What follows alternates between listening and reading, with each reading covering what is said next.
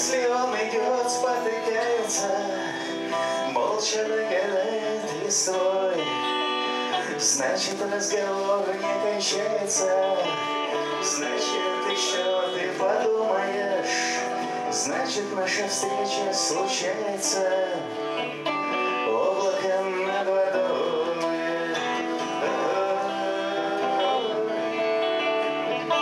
Облаком над водой.